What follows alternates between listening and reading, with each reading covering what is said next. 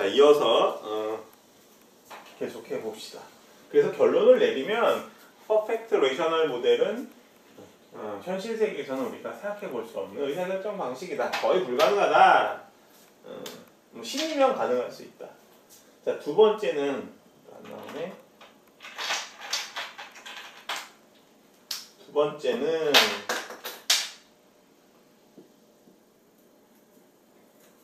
사이먼의 죄송해요. 지운 것 같지가 않아. 사이먼을 꼭 써야 돼. 어드미니스트레이티브 디시전 메이킹 모형.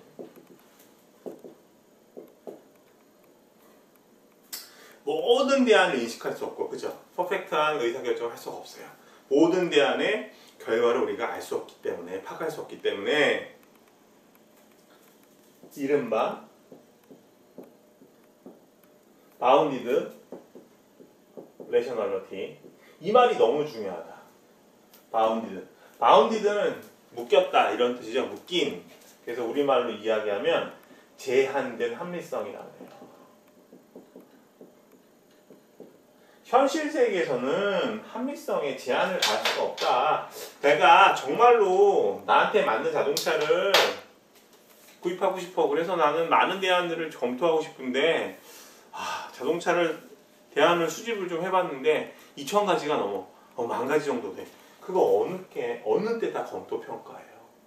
그러니까 합리성에 제한을 가했다는 거죠. 현실 세계에서는, 그죠?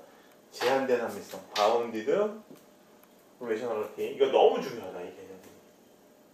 합리성을 묶어놔 버렸다라는 거예요. 자, 그림 12페이지를 한번 보실까요? 12페이지 그림을 보시면은 여러분들이 조금 이해가 잘 갈 거야. 거기 그림을 보시면 지금 이제 이렇게 돼 있잖아요, 그림이. 그리고 대안이 1번부터 2번, 3번, 4번, 5번, 6번, 7번이라고 하는데 이 막대 그래프 사이에 대안들이 또 수많은 대안들이 존재한다고 생각해 보세요. 예를 들면 1번과 2번 사이에 한 100개 정도. 그러니까 단위가 이제 여기 100단이야. 여기 100개, 200개, 300개, 400개, 700개야. 그럼 대안이 700개만 해도 어마어마하게 많은 수죠? 그죠? 그리고 이제 이 왼쪽에 보면 Y축을 보면은 이제 주관적 가치, 객관적 가치라고 생각을 해봅시다. 가치를 우리가 얘기할 때 그 대안을 선택했을 때 내가 느끼는 밸류가 어느 정도 되는가, 가치가 어느 정도 되는가를 생각해 봅시다. 그리고 요거는 의사결정자의 만족 수준이야. 지금 그림을 봤을 때는 이제 네 번째, 400번째에 있는 대안이 상당히 가치 수준이 높죠. 그래서 이걸 선택하는 게 합리적인 것 같은데 이 대안이 4개 정도라고 하면 문제 없죠. 하나, 둘, 셋, 넷, 네 번째 대안까지만 우리가 수직 검토해 보면 되니까. 근데 문제는 뭐냐면 이 대안이 100개, 200개, 300개, 400개 있잖아요. 그죠? 이 400개까지 시간과 비용이 어마어마하겠죠. 그래서 최소한 의사결정자의 만족 수준만 넘는 이 두 번째 거 보세요. 요거 만족 수준 넘었죠. 그죠? 요것만 넘어가면 대안으로 선택해요. 물론 이게 가장 가치가 높아서 아쉬움이 있을 수 있으나 시간과 비용 면에서는 이게 유리할 수 있잖아요. 그죠? 요만큼이 이제 포기한 제한된 합리성이 되겠지, 요게. 그러니까 100%는 아니더라도 차선을 선택할 수도 있다. 이게 현실적이죠. 자, 이거를 이제 우리 조직에 연결시켜서 봅시다. 조직에는 수많은 의사결정을 하잖아요. 야, 어떤 산업에 진출해야 돼, 신상품 출시해야 되는데 어떻게 해야 될까? 신중한 의사결정을 한다고 시간을 오래 끌면 돼요, 안 돼요? 안 돼요. 왜냐하면 환경변화가 너무 심하니까. 환경변화가 너무너무 심하다는 거야. 빠른 의사결정이 유리할 수 있죠. 현대 조직에서는. 그런 의미에서 제한된 합리성의 의미는 상당히 있다고 볼 수가 있어요. 자, 그 밑에 계속 봅시다. 11페이지로 다시 돌아와서 제한된 합리성이 발생되는 이유, 이것도 상당히 중요해요. 자, 첫 번째, 기준과 주관의 문제라고 되어 있는데 옆에다가 이렇게 한번 적어 보실까요? 자, 의사결정 시, 죄송해요. 의사결정에 주체별 상위성이 존재한다. 말이 좀 어렵네. 그러니까 기준과 주관의 문제라고 되어 있는데 의사결정을 하는 사람, 주체. 어떤 CEO건 일반 관리자건 일반적인 사람이건 간에 서로 다 그 사람들이 서로 다르다. 서로. 그죠? 그러니까 이런 거예요. 자동차를 구입할 때 어떤 사람은 디자인이 더 중요하다고 생각해. 그래서 가중치를 더 많이 뒀어. 어떤 사람은 안전성이 더 중요해. 사람마다 이게 다 상이하다는 거지. 자, 두 번째는 시간과 비용의 문제. 자, 의사결정 시 필기하세요. 의사결정할 때 아니고 의사결정할 때 대안 수집, 그 다음에 평가, 검토, 이게 개발이죠. 평가, 검토 과정의 유한성이라고 적어도 돼요. 유한성. 그러니까 시간과 비용이 무한정으로 존재하는 게 아니라 이런 수집하고 평가하고 검토하고 개발하는 과정에서 유한할 수밖에 없다. 그죠? 이 이유. 이렇게 정리하시면 될 것 같아요. 자, 13페이지 한번 봅시다. 13페이지 보면 이제 의사결정 접근 방법 중에서 퍼펙트 레셔널 모델, 완벽한 합리적인 모델하고 그 다음에 사이먼의 어드미니스트레이티브 디시전 메이킹 모델 봤죠? 이게 합리적인 접근 방식이라고 봐요. 어떤 사람들은 사이먼의 의사결정 방식이 합리성이 제한됐으니까 합리성이 제한된 의사결정인데 어떻게 합리적이라고 얘기해? 그렇게 주장하는 학자도 있는데 많은 학자들은 그렇게 주장하죠. 아니야, 그래도 최대한 합리성을 유지하려고 했잖아. 합리적으로 봐야지. 사람이 신이야? 이런 논리를 우리가 이야기할 수 있겠죠. 반대되는 입장이야. 직관이라는 거. 인투이티브 어프로치. 자, 13페이지 보세요. 이 의식적 이성적이보다는 무의식적 경험적, 즉흥적 감정으로 의사결정을 하는 경우. 자, 이유를 보니까 첫 번째는 과거에 선례가 없고 그 다음에 불확실성이 심해서. 자, 적어볼까요? 그럼 왜 직관적 의사결정을 해? 합리적인 의사결정은 어떤 절차와 과정을 밟아 나간다. 의사결정 기준도 정하고.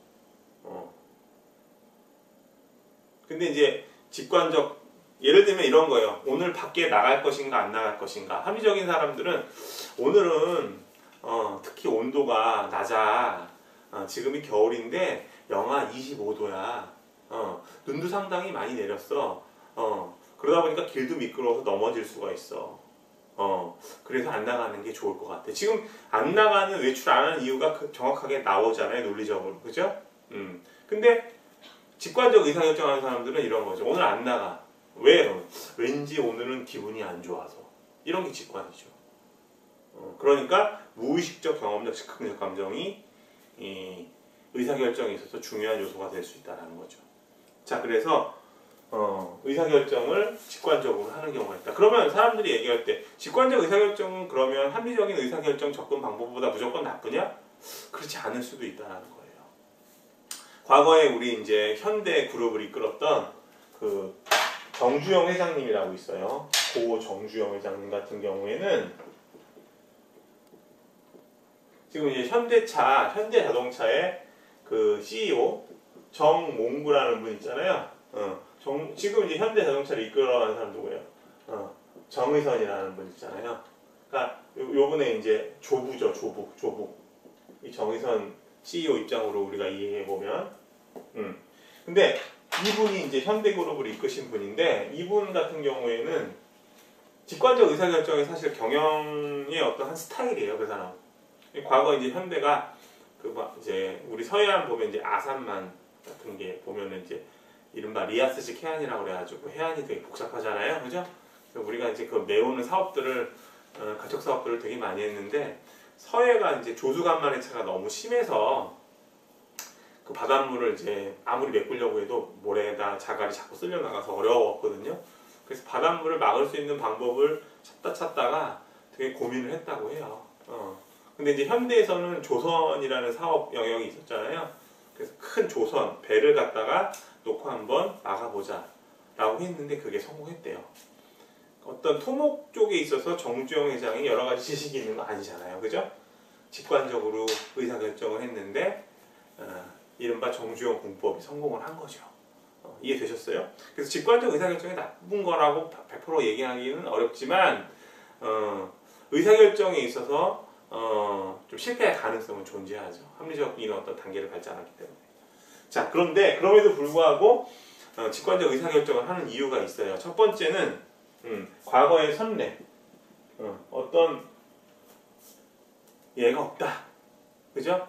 이 우리가 어떤 법적인 판단을 할 때도 보면 판례를 많이 보잖아요. 그죠? 그 다음에 불확실성이 크다. 불확실성이 크다라는 거는 예측하기가 어렵다는 얘기죠. 그죠? 예측이 어렵다. 그러니까 아무리 여러 가지 경우의 수를 따지고 봐도 예측이 전혀 안 되니까 합리적인 결정이 어려운 경우가 발생하죠. 두 번째는 뭐냐면은 시간 제약이 매우 크거나 비슷한 대안이 여러 개 있을 때, 그죠? 시간 제약이 너무 커. 의사결정하는데 대안 검토 시간이 너무 많이 걸려. 그러니까 자동차를 구입하는데 야, 이 대안 모아봤는데 너무 많아. 이거 어떻게 하지? 차이가 그냥 끌리는 거 있잖아요. 왠지 그럴 때. 자, 그래서 중요한 거는 직관, 인투이션에 영향을 주는 요소들을 우리가 쭉 설명하고 있는데요. 첫 번째는 엑스퍼티즈라고 해서 전문 지식이라는 게 있어요. 전문 지식. 직관에 영향을 주는 요소, 전문성이에요. 전문 지식. 특히 태신 날리지, 암묵지라고 하는 거, 그죠? 암묵지가 직관에 영향을 준다라는 거죠. 그죠? 암묵지. 그러니까 체화된, 몸에 체화된 어떤 지식, 그죠? 그거에 따라서 움직이는 거죠. 그죠? 예를 들면 이런 거잖아요. 자전거 한번 타게 되면 어떻게 돼요? 자전거 한번 타게 되면 그거 잊어버리나요? 그죠? 자전거 타는 것도 암묵지죠. 몸에 체화된 기술이니까. 수영하는 것도 마찬가지죠. 그죠? 그래서 사람들이 이제 물에 빠지게 되면 막 허우적거리다 수영을 하잖아요. 근데 그거 계속 안 해도 어릴 때 배운 거 계속 할 수 있잖아요. 그죠? 자전거도 안 타고 한 몇 년 있다가 타도 하잖아요. 뭐 처음에 좀 더듬거릴 수 있지만. 이해되셨어요? 자, 그 다음에 필링은 감정. 감정에 의해서 의사결정할 수 있어요. 두 번째는 감정. 여러분들이 이제 취업하고 되게 즐거워요. 친구들끼리 이제 모여서 즐거운 시간을 가져요. 맥주 한잔 하면서 기분이 너무 좋아서 감정에 취해서 내가 계산할게 라고 이야기해놓고 그 다음날 빌지 보고 울게 되는 경우, 그죠? 감정에 의한 의사결정이 있고. 세 번째는 이제 홀리스틱 헌치라고 하는데 이건 그냥 예감이라고 보시면 돼요. 왠지 느낌, 뭐 징조 이런 거. 오늘은 왠지 느낌상 로또를 구입했는데 1등한 사람한테 물어봤어요. 왜요? 그랬더니 그날 느낌이 좋았어요. 뭐 꿈을 잘 꿔서요. 그래서 예감이 이런 것들. 그 다음에 이제 네 번째는 오토메이티드 익스피리언스인데 이건 자동화된 경험이죠. 직역하면 이 자동화된 경험은 이런 거예요. 여러분들 많이 느끼셨을 거예요. 이제 집에 와서 보면은 항상 보면은 여러분들이 물건을 둘 때 두는 장소가 있어요. 저 같은 경우는 이제 자동차 열쇠 두는 데가 있거든요. 근데 이제 자동차 열쇠를 두는 장소를 일부러 이제 선정을 하는 이유는 나중에 찾기 쉽게 하려고. 근데 이제 가끔씩은 여러분들도 그렇지만 웬만한 물건들은 제자리에 두겠지만 무의식적으로 어디다 물건 찾을 때 보면 아무데나 막 두잖아요. 그죠? 못 찾잖아요. 내가 어떻게 했는지. 특히 이제 뭐 저 같은 경우에는 이제 술 한잔 하고 들어왔을 때는 옷 같은 거 이렇게 벗어놓는데 그게 의식적인 행동이 아니잖아요. 자기 직전에 이제 옷 벗고 자야 되니까. 아니면 뭐 이런 경우도 있을 수 있어요. 마트에 가서 마트 잘 가는 마트 내가 한 5년 정도 다니면 마트 직원보다 물건 어디에 있는지 더 잘 알죠. 라면 같은 경우도 무의식적으로 그냥 끄집어 집는 거예요. 이렇게. 그것도 내가 선호하는 라면으로. 나는 뭐 진라면을 선호한다고 만들고. 무의식적인 어떤 행동. 자동화된 경험에 의해서. 이렇게 보시면 되겠습니다. 자, 그 다음에 14페이지로 넘어갈게요.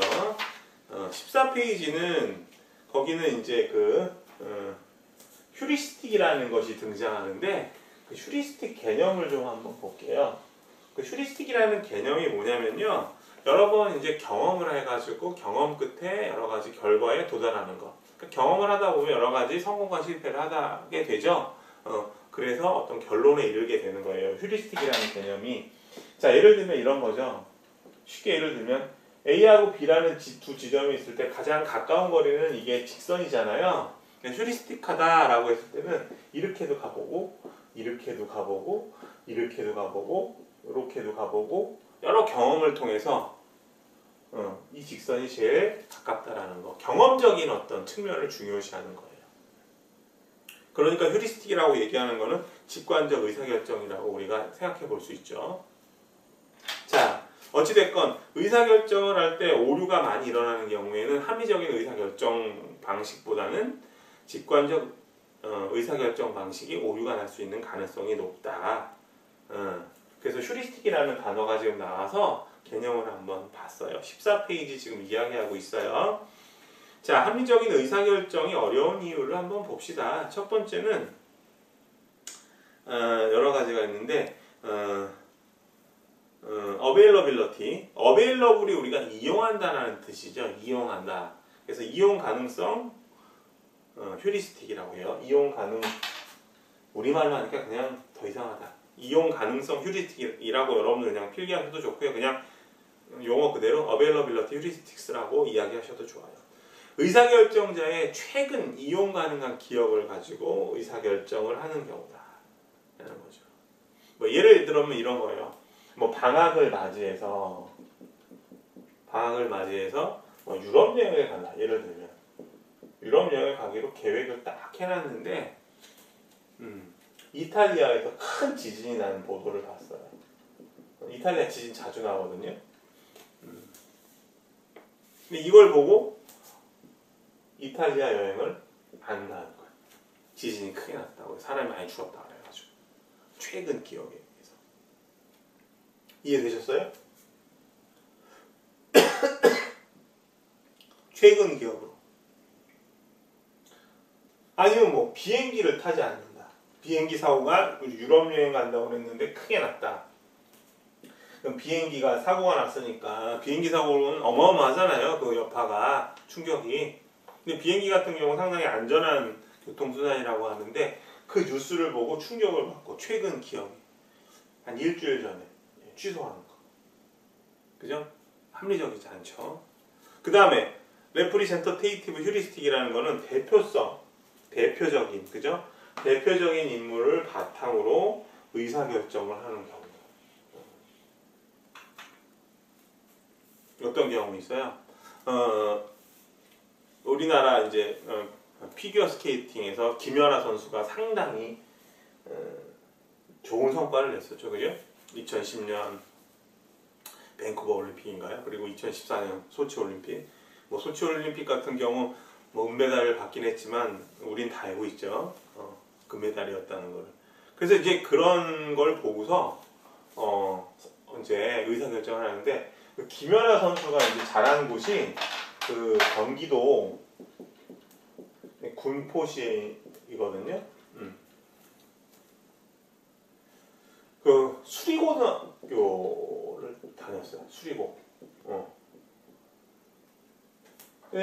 김연아 선수가 고등학교 때부터 이제 피겨 스케이팅에서 상당히 각광을 받다 보니까 많은 그 동네 분들이 김연아 선수를 보고 자기 자녀들에게 피겨 스케이팅을 신기는 거예요. 김연아 선수 같이 될 거라고 생각을 해서. 근데 사실 뭐 지금도 물론 뭐 이제 뭐 특히 이제 여자 피겨 스케이트 같은 경우에는 뭐 유영이라는 선수를 비롯해서 좋은 선수들이 상당히 많긴 하는데 아직까지는 이제 그들이 보이는 어떤 성과는 김연아 선수에 아직은 못 미치고 있죠. 아직 뭐 이제 워낙 어린 선수들이니까 어찌됐건 뭐 스포츠 선수라든가 그죠? 이런 선수들을 성공한 선수들을 보고 자기 자녀한테도 스포츠를 뭐 시키는 경우. 그래서 뭐 이게 뭐 합리적이지 않다고 얘기를 하는데 결과적으로는 상당히 잘 된 것 같아요. 여러분들 잘 아시는 그 박세리 선수라고 우리나라 이제 제 1세대 골프 선수 있거든요. LPGA 여러 번 제패한 선수가 있는데 그분을 보고 이제 많은 사람들이 골프를 해서 우리나라 여자 골프 세계적으로 정말 유명하잖아요. 그죠? 물론 실패하는 사람들 많겠지만 그래서 representative heuristic이라고 얘기를 할 수 있고 그 다음에 이제 escalation of commitment bias는 이건 쓰자 우리말로 escalation 상승 몰입 상승 오류라고 해요. 몰입 상승 오류 잘못된 의사결정인 줄 알면서 자꾸 동일한 의사결정을 하는 경우다라는 거예요. 자, 이게 어떤 경우냐면 우리가 도박에 빠지는 경우. 강원랜드에 가지고 도박을 막 하는데 돈을 잃었어요. 또 해요. 또 해요. 이렇게 주식 투자를 하고서 많은 손실을 봤다. 주식에 또 올인을 하는 거죠. 이해되셨죠? 이렇게 정리하시면 될 것 같아요. 3부 이 정도로 마치고요. 4부 좀 이어서 할게요.